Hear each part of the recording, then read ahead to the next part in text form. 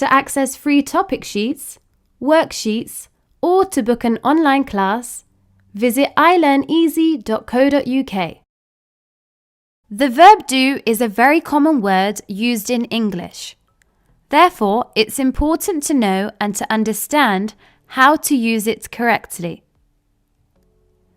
Do is the present tense form of the verb. The present tense form of the verb differs depending on the subject in the sentence. So we either use do or does. Remember, the subject is the person or thing doing the action. For subjects I, you, we, they, or any plural noun, we use do. The negative form is don't. This is the contraction for do not. For subjects he, she, it, or any singular noun, we use does. The negative form is doesn't.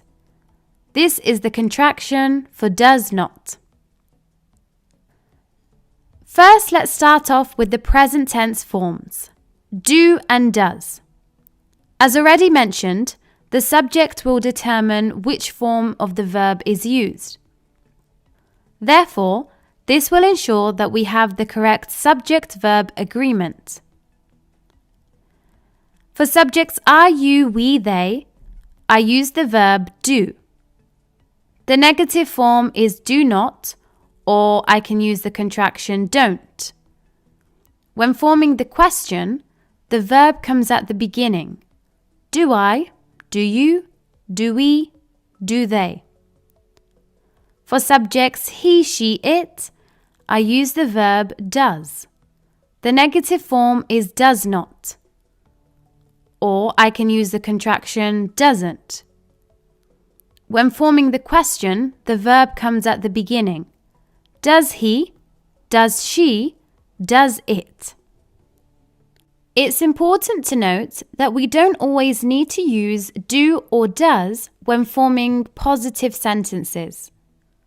For example, I exercise every day. Here we have the main verb, which is exercise.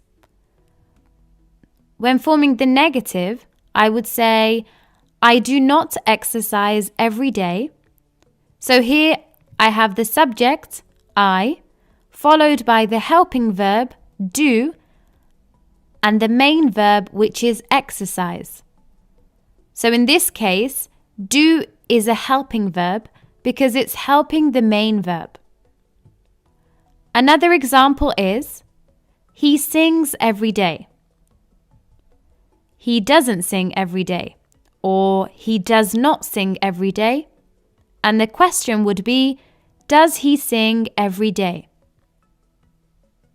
So in summary, we use the helping verbs do and does when forming negative sentences and questions, but we don't need to use them in positive sentences where there's already a main verb. In the next examples, I will show you how to use do as a main verb. I do my homework. I do not do my homework. You do the dishes. You do not do the dishes. Or you don't do the dishes. We do the laundry. We don't do the laundry. Do they do the housework?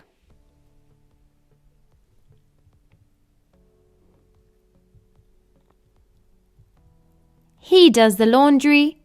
He doesn't do the laundry. She does the dishes.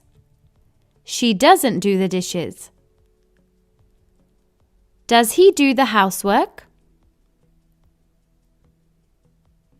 To summarize, do, does, and did can be used as auxiliary verbs. These are known as helping verbs. They're used as helping verbs when forming a negative sentence and a question. For example, do you study every day? I don't study every day. So here, both helping verbs are helping the main verbs. Do, does, and did can also be used as a main verb in a sentence. For example, does he do the laundry? He does the laundry. As you can see in these examples, there are two forms of the verb do in the question. The first form, does, is used as a helping verb, and the second form, do, is used as the main verb. Do, does, and did can also be used to emphasize a point.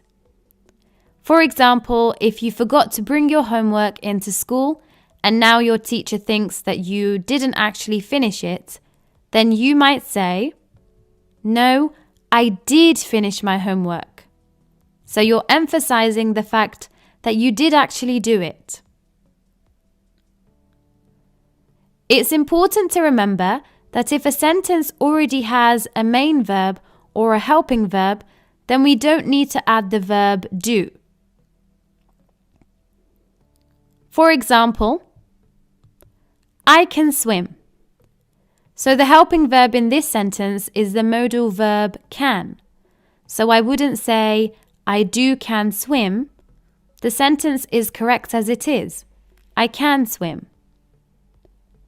This also applies to other helping verbs. For example, have. I wouldn't say, I do have washed the dishes. Instead, the correct way is to say, I have washed the dishes. Lastly, the verb to be in a sentence doesn't require a helping verb. The forms of the verb to be are am, is, are, was, or were. For example, I am a librarian. So I don't need to add anything else to this sentence.